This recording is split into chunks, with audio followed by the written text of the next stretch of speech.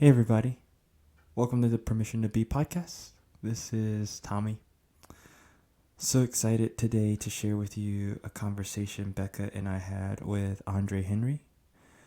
Just wanted to let you know before we begin that we recorded this conversation back in April. And in between that time, we experienced more deaths of Black Americans at the hands of police. We experienced a modern day lynching, Ahmaud Arbery, the police barging in to a house unannounced, killing an unarmed Black woman in her sleep, Breonna Taylor. The murder of someone in mental crisis, Sean Reed.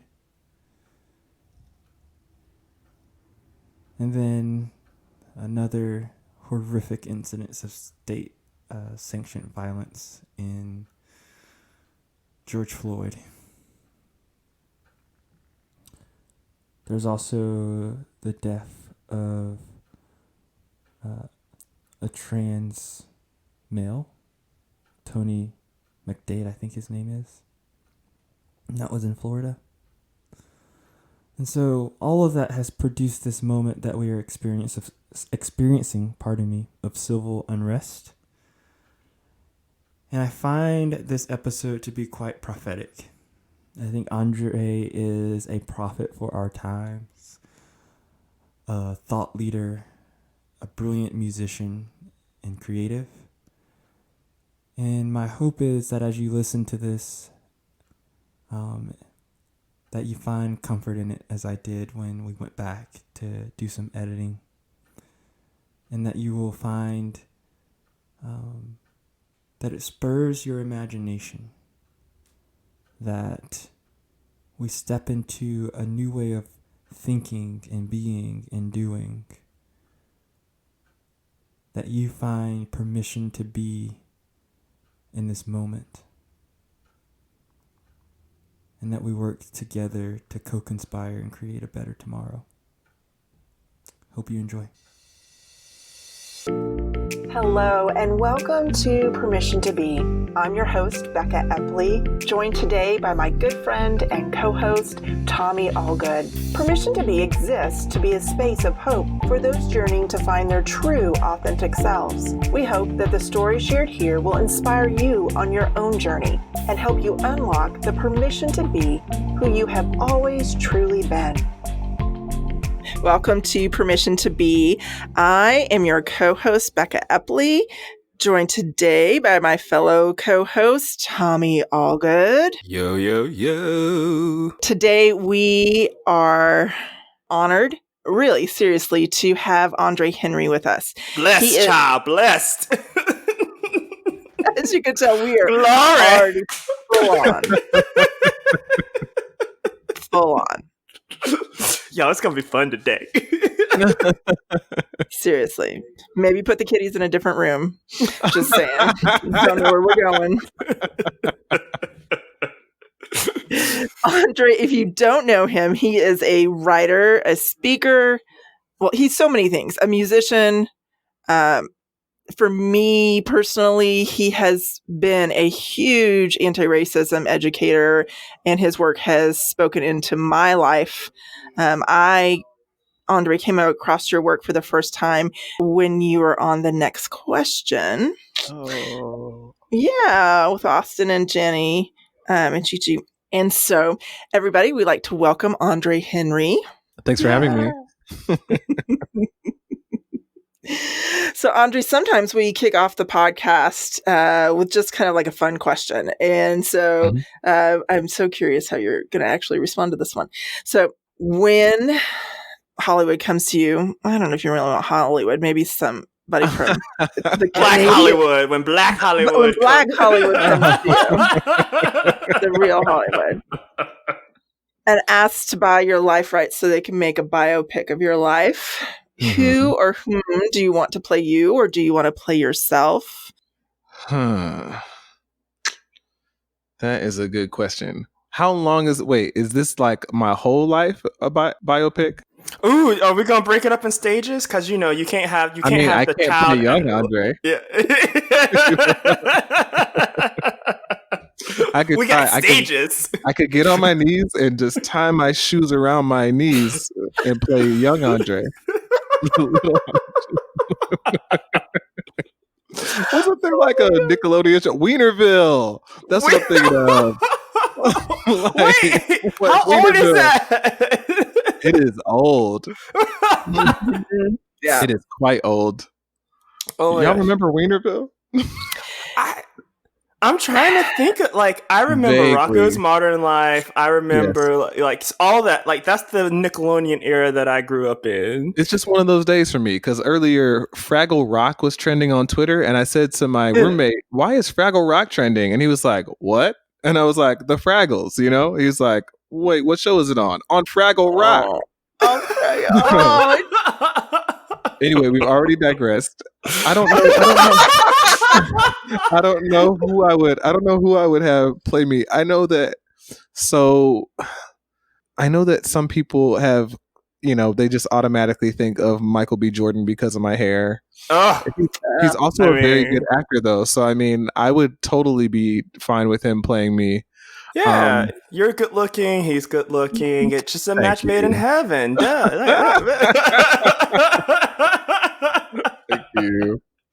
Thank you. I don't know who would play young Andre though, because I don't really know many child actors. What's the guy on Blackish? The guy who plays the older son on Blackish. I don't know his real name. He could be young Andre. I don't know his name, but he can still have the job. Y'all will come to find out in my older years, I don't watch as much TV as I used to. So when it comes to names, I'm like, okay. I watch a surprising amount of TV for someone who reads and works as much as I do. I don't think that people when I tell people how many shows I'm trying to keep up with, they're like, when? And I'm like, in the middle of the night, mind your business.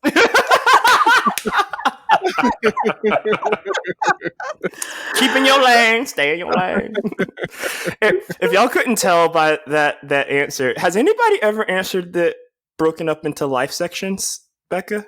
Yeah, we kind of kicked it off that way because the first podcast ever was David and I, our other co-host. So I answered that question, and I had Mandy Moore for one part, and then the mom from Father of the Bride in another part. What's her name? Diana Keaton. Yeah. Uh-huh. So I broke it up. I can't remember who the little girl was. So we broke it up into lots of parts. Yeah. Okay. I was going to attribute it. I was like, look at Andre being an Enneagram 4. But I mean, I technically still could because us twos go to 4 in integration. So that is very true. Well, we talked about this, but for some reason, I remembered that Tommy is a 2. So you're both 2s. Mm-hmm. Yeah, got it. Mm-hmm. Nice. However, my husband keeps having me take the test over and over again because he's sure I'm an 8. But I was like, no, the childhood doesn't line up. Childhood trauma goes with the 2. And ultimately, only you know. It's only you know. Oh yeah. But even I love when we talk about integration, disintegration, and I know that people are trying to move away from that language, but I think for us 2s, and just because until we come up with something better, for us 2s, as we're moving into that 8, I find that to be a strength point, especially if I'm feeling pressed or like my voice is being stifled, and sort of tapping into that energy. It helps me to assert myself and to say, hey, I have needs. And so I don't necessarily look at that as a bad thing or a negative thing. I think it's necessary for us to embody wholeness. Yeah. My mama bear comes out. Get out of my way. And that's not bad. Yeah. Normally it's the passionate, it's the justice piece.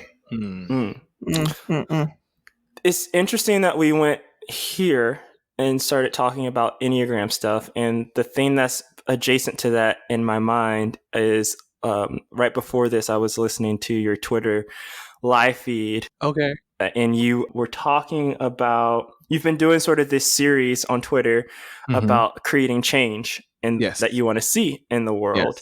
Yes. And thinking about permission to be and stepping into that authenticity, I think for us to create change in the world, it requires authenticity. And it's something that as fours, I think fours on the Enneagram particularly embody that well. I was reading this the other day. It says that fours possess the capacity to endure incredibly soul-killing difficulty and trauma beyond comprehension and arise from it as deeply loving, sensitive, and kind. And so when I think about your work and how you're showing up and creating change in the world, it's like, I'm like, I hope you feel seen is hearing that.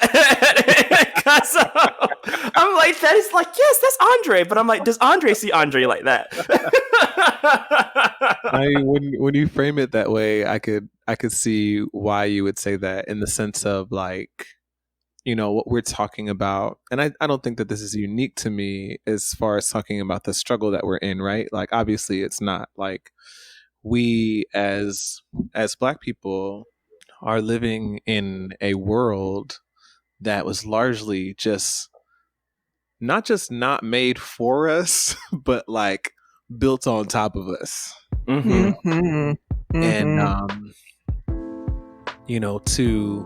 to approach that kind of work with hope, to approach the work of confronting that world, telling the truth about that world, to dismantle and replace that world with an eye toward hope. I don't think that I realized how different that was until someone mentioned it to me, because he was like, actually my literary agent, when we were talking about what book might I write, he was like, I mean, A Black Man with Hope is an interesting book. Oh shit.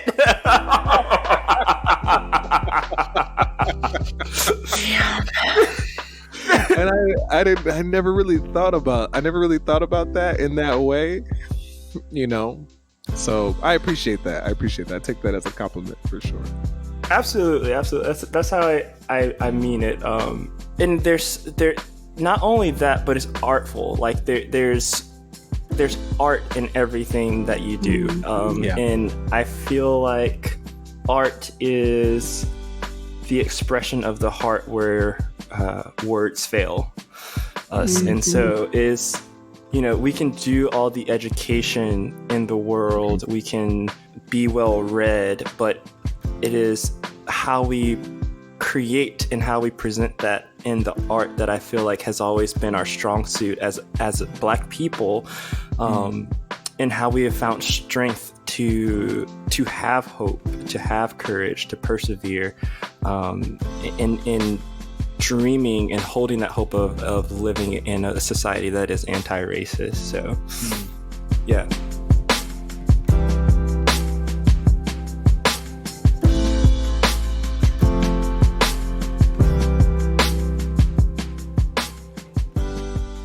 I know yesterday when you did your live feed in this series, and it was your second one, you talked about hope coming from memory while striving to do anti-racism work. Can you talk a little bit more about that? Well, yeah. I mean, so this is tied to my story. In late 2016, one of my neighbors was killed by the police. He was a mentally ill man. He had 8 children and a girlfriend, and the story goes from the neighborhood that he called the police for help because he was having a mental health breakdown. And the police say that they got 2 calls from that area, one from someone who hung up and didn't say anything, and then one from the family. So what I put together is that he probably called first and then his family called after because he was having this break. Well, anyway, the police show up on the scene. They tase him. They bind him. They beat him to death.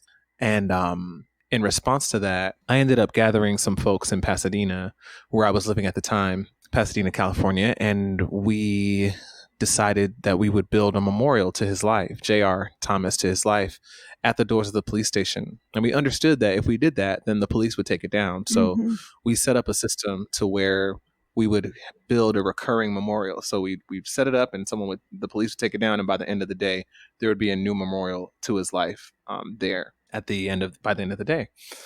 And that space ended up turning into like a gathering space for all kinds of people, like around the San Gabriel Valley. Mm. I guess you could say the LA area, because there were folks coming from LA proper to Pasadena to meet at this memorial and to pray and to talk about justice and to receive encouragement and all this kind of stuff. Obviously, to campaign for police accountability. Yeah. Well, one day, a young man named Jordan Davis was shot in the head by the police in the area, and we knew people that were close to him. And I remember around that time really dealing with hope. And I did not feel like I could be a hopeful person because, first off, like Tommy mentioned, that my Enneagram style, I like that language for Enneagram, is 4. Mm-hmm. It's Enneagram, and we tend to be a bit more melancholy. And I find, or I used to find, I used to find folks who are just like kind of chipper and all the time, stuff like that. Like, first off, I didn't believe them usually. And secondly, I found it off-putting. And the notion of being hopeful had always struck me as people just saying things that were going to be okay, or that things were going to turn out fine, or looking on the bright side and stuff, without actually like reasons. Like, there was no reason why they felt like everything was going to be okay. They just said it was. And I'm like, well, I can't just go around repeating that because that's what people need to believe, or that's what people say, you know? Yeah. And a friend of mine, Paul Corrigan, he's a literature professor. I had trouble pronouncing that for a second. He's a literature professor. He sent me a book by Rebecca Solnit called Hope in the Dark. And that changed my perspective about hope in general. And I'll never forget, there's one quote in the book where she talks about how hope is different from optimism or pessimism. Because she said that optimists say that no matter what happens, everything's going to be fine. And pessimists do that in the opposite direction. No matter what happens, everything's going to turn out shitty, right? Yep. And the problem in both of those perspectives is the certainty of it, you know, but that hope dwells in the uncertainty.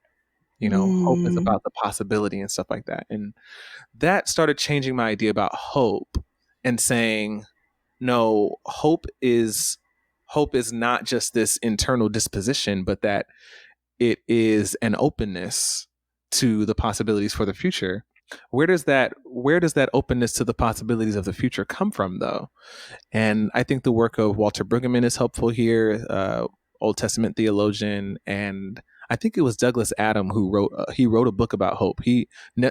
Douglas Adam did the Nestle boycott that changed the way that they advertise baby food and stuff like that, or baby formula. And through like reading these things and thinking about them, I came to a new understanding of hope that says like we can be open to possibilities about the future because of what we know about the past. You know, we learn by analogy, right? So if we say that racial justice racial progress is possible in America, what grounds do we have to say that? Well, we have the civil rights movement of the 1950s and 60s. We have the Civil Rights Act of 1877, I think it is. We have the Emancipation Proclamation. We can look back at all these instances and say, through people organizing or fighting for certain type of change in the world, or, you know, and I could go on and on and on.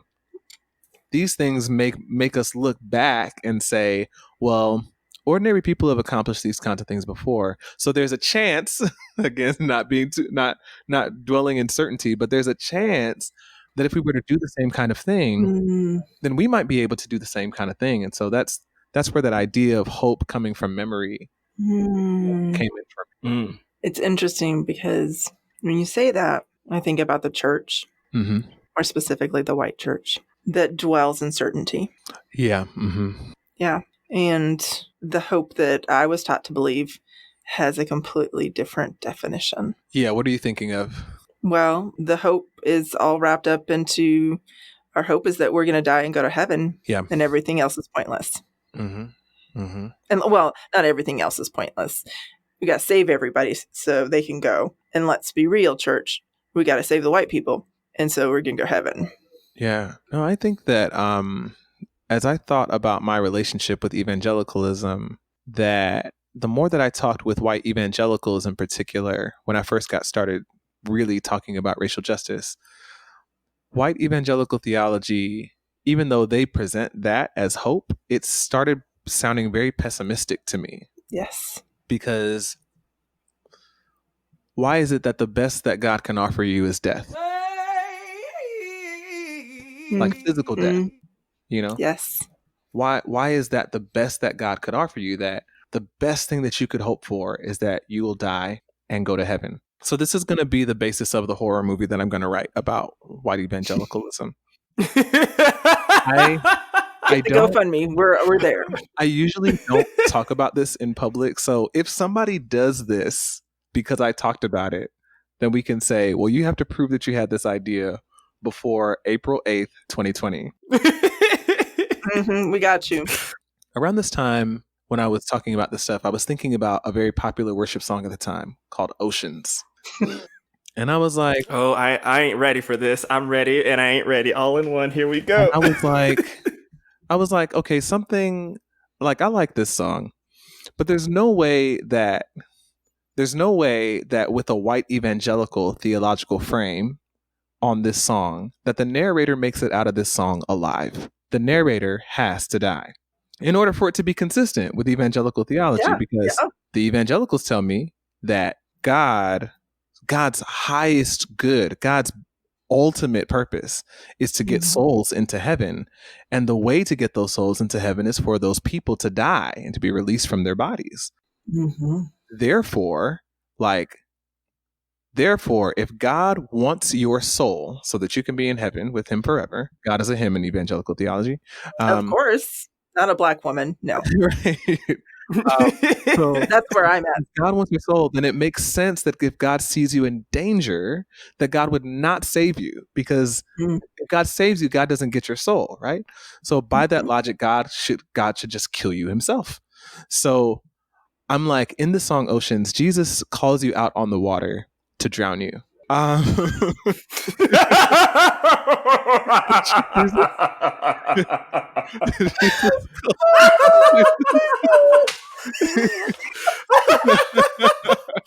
told you I wasn't ready. You know, Jesus calls you, call me out upon the water. And it actually kind of works. Like, if you think, like, the narrator actually doesn't make it out of this song alive, the lyrics still kind of work. So that's going to be the basis of my horror film, where Jesus is a serial killer, to show people that white evangelical theology is a horror story. Keep thinking of Jesus calling people out on the water, and it's like whack-a-mole. I keep telling people, you better not trust white Jesus. If white Jesus just shows up one day and is like, hey, come join me out on the water, you better run, because he's not. No. You know? No, you won't be colonizing me today, Jesus. I do want to make that movie. Or someone told me that it should be a TV series. So I do want to make it. This is one of the projects, and this is what you're saying, like talking about art and creativity. It's like, I do think I'm primarily an artist. That's my role. That's how I work. And that is one of the bigger projects that I actually do want to do. I don't know anything about producing television or movies or anything like that. But the message. So if you're listening to the podcast and you're a producer, Andre's looking for you.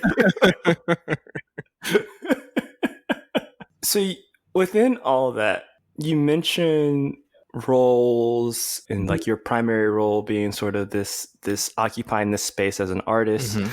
And I get the very fortunate privilege here in Charlotte to serve on this board called the Possibility Project. Nice. So much of the concepts that we're talking about today are sort of interwoven into the ethos of this organization. And its focus is on creating generations of leaders, and through the lens of anti-racism.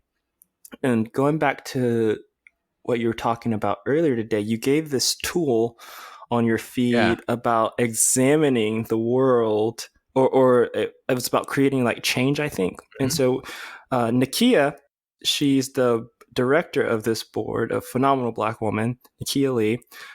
She has this one exercise called Two Worlds. And everything that we do is rooted in possibility. Like, there's nothing that's just like a strict no or anything. It's like, well, how can that happen? And sort of expanding and opening your mind instead of sort of fitting into this mold or this narrative as very common in white supremacy culture. But it talks about the world as it is and the world as it should be or could be. With the engines of like the world as it is being the engine being people. But the way that is they try to consolidate and hold on to power. And so in talking about sort of the changes that you wanted to make or in dreaming of these changes rather, because it was sort of this process of like dreaming the world up. Can you talk more about the importance of entering that space and anti-racism work and creating social change, social movement? Well, so the thing that I shared on Twitter earlier today was a table, and I actually screenshotted it from a course that I took in leading nonviolent movements at Harvard with Sergej Popovich, Slobodan Dinovic, and Douglas Adam, who the two Serbian names are the guys who they led the movement that took down the dictatorship of Slobodan Milosevic in like the year 2000, like 99, 2000, somewhere around there. And they helped with that whole exercise. That assignment was to help to get a bit more concrete about what kind of world you want to build. Now, a lot of us that, believe in freedom or that are committed to anti-racism, we're very good about articulating what we're against, what we don't like, but we're not as clear about what kind of world we actually want to have and want to build. What do we want to replace these systems of harm with, And this is important because without a vision, we don't know how to plan. We don't know how to act. We don't know what the targets are. We don't know where we're going.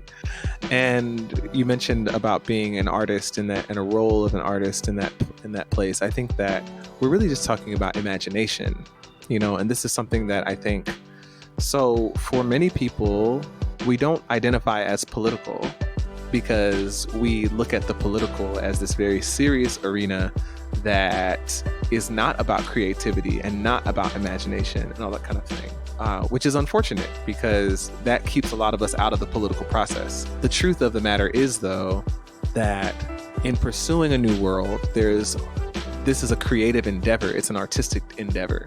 To dream up what the world could be is for everyone to reclaim that childlike kind of artistry that we all had at one point. Like everyone has a former career as a princess or a ninja or a cowboy or something like that, because when we were young, that's who we were, that's what we did, and we still need to access that and actually to create this very serious reality of a world that has equity and that is just for everyone, right? And so this exercise, and I'm sure that there are many, there are many organizing tools to help us get there. It's just literally saying, okay, what is the world that you want? What does it look like? And to think specifically, how would human rights be handled differently in the America or the Paris or the Johannesburg that you desire? How would the economy be different? How would criminal justice be handled differently? How would the transparency and rule of law be different? And to literally talk to people, imagine together, dream together, write it down, and understanding that this is another artistic, mode of doing that, is that this is going to take some improvisation. This is going to take some experimentation. You're going to try things. Some things are going to work. Some things are not going to work, and you're going to go back to the drawing board and you're going to keep dreaming. This is the work that has to happen because without it, we will never be able to change the world. Because literally, people keep on doing the same rituals, performing the same rituals and habits of the status quo because they literally cannot imagine anything else. How many people do you talk to about prisons and say prisons do not do the things that we are told that they do? They are a place of trauma. They are a place where people's human rights are violated, and they do not rehabilitate people. They do not make people ready to re-enter society. People come out of incarceration worse than they went in. Yes. Right? We know these things. These are what experts who deal with these things every day are telling us. But when you say to someone, we should stop incarcerating people, what's the first thing that they're going to say? Well, what are we going to do? What else are we going to do with criminals? This is a failure of imagination. And so that's why we have to do this work of dreaming, of envisioning, of improvisation. That is sobering. That is so sobering. My God. Like, it is a failure of imagination. Like, when you say that, it brings into my mind this question, though, of isn't our society sort of structured, though, to prevent us from entering that space of imagination? It's just sort of we're so busy. I feel like and I'm like, even though experiencing COVID-19 right now, it is terrible. Being a nurse on the front lines, and my heart goes out to people who are not. As a society, we will never be the same after this. And then there's people on a personal level who are transformed and will never be the same after this. But when I look at all the things that we were able to implement in a matter of like 2 weeks,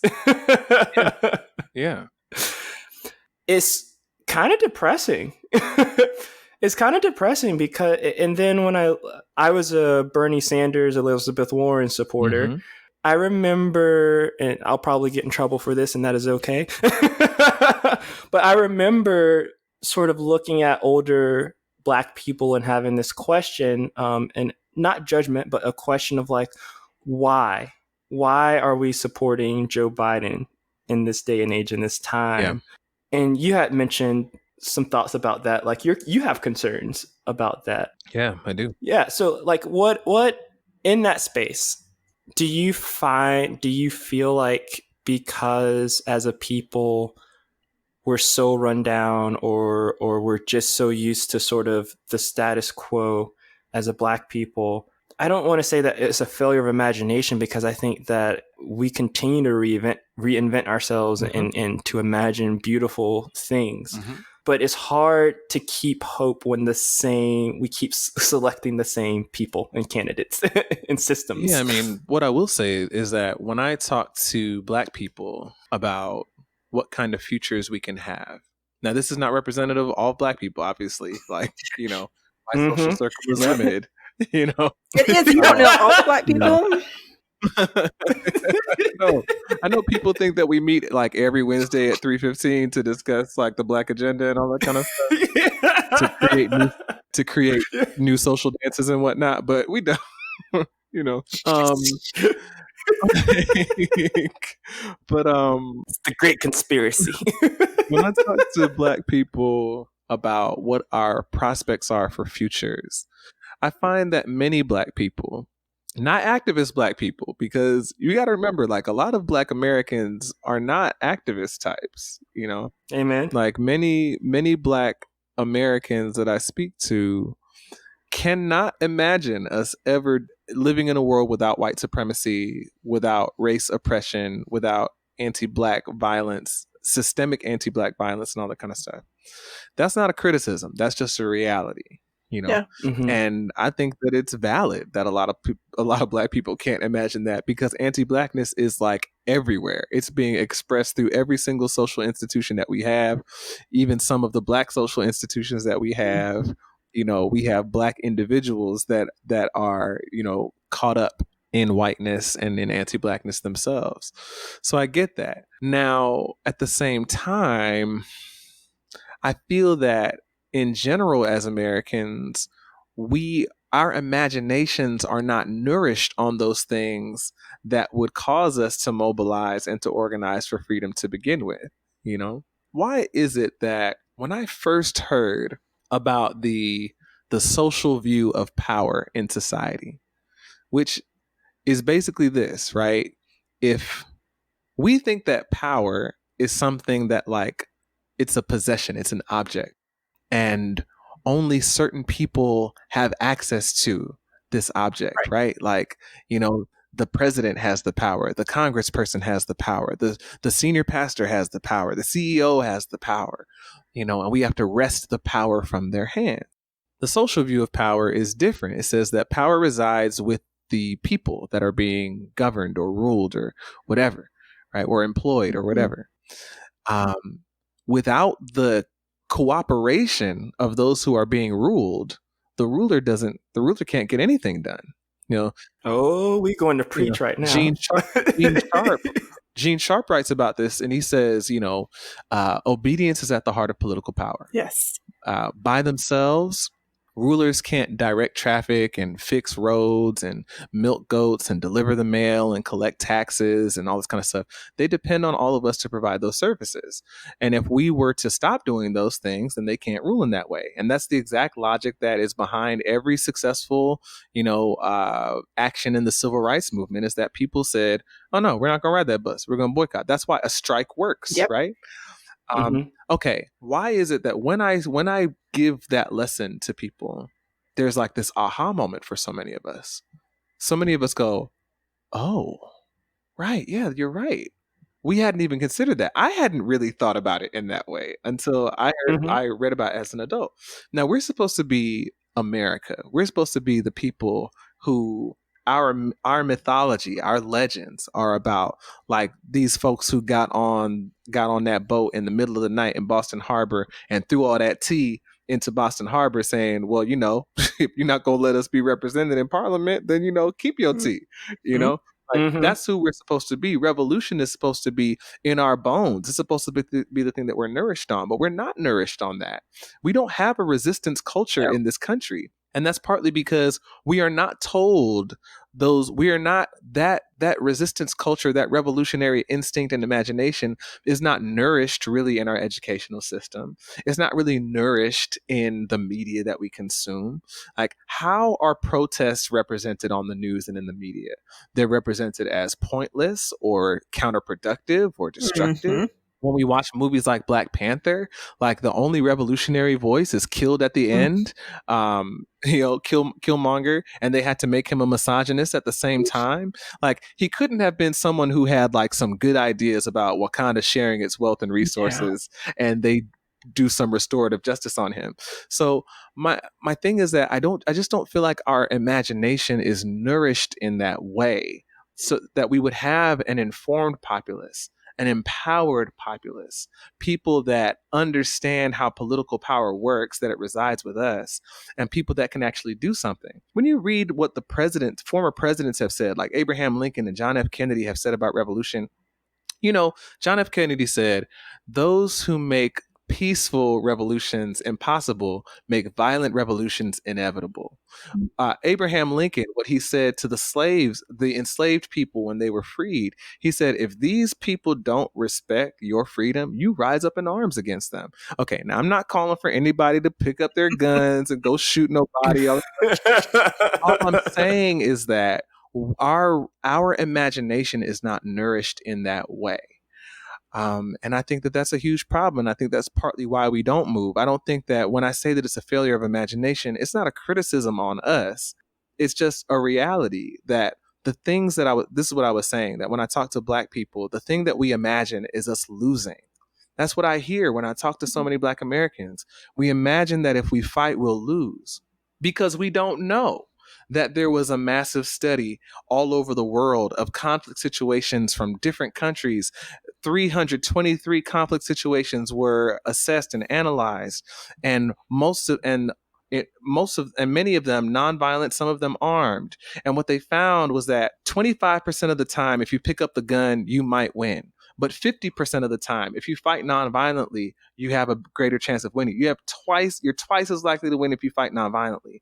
The other thing that they found was that no regime could withstand the sustained resistance of 3.5% of the population. Now, Black people in America make up 13% of the population. We have several times as many people that we need with just Black people in the country. But we don't know.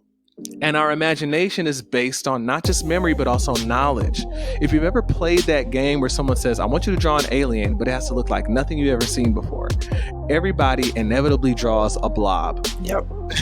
And even that is something like what you've seen before. And the whole point of that exercise is that you can't draw something that looks like, you can't imagine something that looks unlike anything that you've ever seen before. That's not how it works. Like when I'm making music and people are like, well, you got to make something I haven't heard before. It's not possible. There are 12 keys that you can do it with a major or minor, but my influences are going to come out in my music. It's going to sound something like Bob Marley. It's going to sound something like, James Blake. It's going to sound something like Jack Garrett, because that's how it works with creativity. So what I'm saying is that about imagination, I know I've been going on and on and on. Oh no, you blessing me. But our imagination, as much as it's based on memory, is also based on knowledge. We have to. So the reason why we can't imagine ourselves winning is because we don't have this information.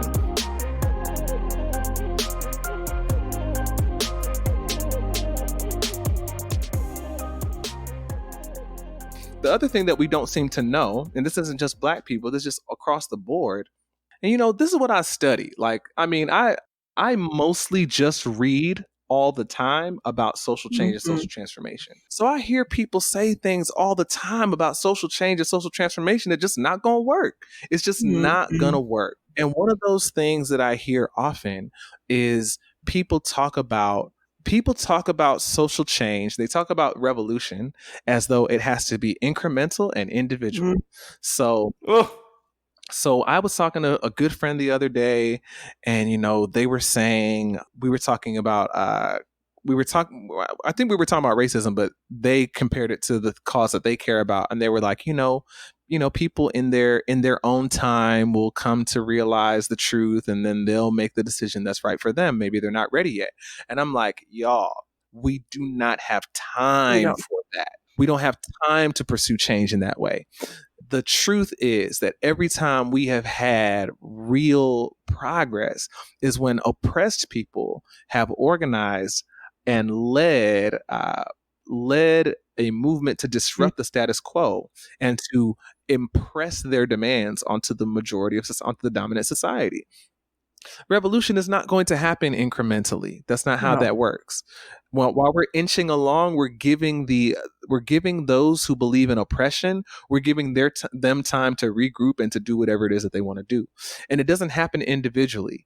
One person who decides that they're not going to go to work today because the boss is a narcissist and an abuser doesn't have much of an effect on the company, and the company can just say you're fired. But if 13 people on a 20-person staff say, hey, we're not coming to work until you change these policies, that's people power. And we don't know it. It's not common knowledge. And this goes back to the imagination that I'm going to stop going on this rant. Please don't. This goes back to the imagination is that we don't know these things, and the information is actually kept from us. It's a form of repression. There are all kinds of uprisings happening all over the world and have been for years now. They're not reported. You know where I see them? Twitter. But not CNN, not MSNBC, not Fox News. Every other day I saw my friend Joshua Potash posting like massive uprisings all over the world, and I'm like, we don't even know about it. It's a form of repression that it's not reported in the news. When it is reported in the news, it's reported as something bad or useless. When it's presented in movies, look at what they did with Game of Thrones. Daenerys Targaryen spent most of that series as a freedom fighter and a liberator.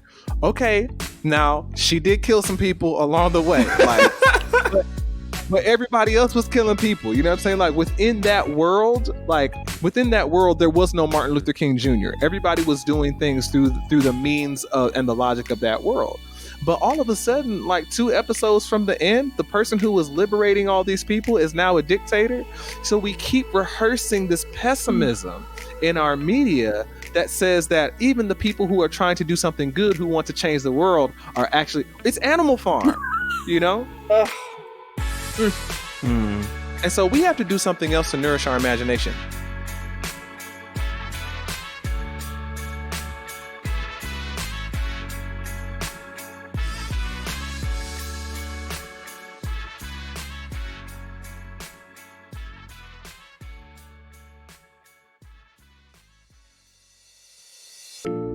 Thank you for joining us on Permission to Be. I'm your host, Becka Eppley, and thank you to my good friend and co-host, Tommy Allgood. Don't forget to subscribe to the show and you'll never miss an episode. If you would leave us a rating and or review, we are always looking for more and more ways to hear from our listeners. You can find the links for today's guest in the show notes located at beckaeppley.com.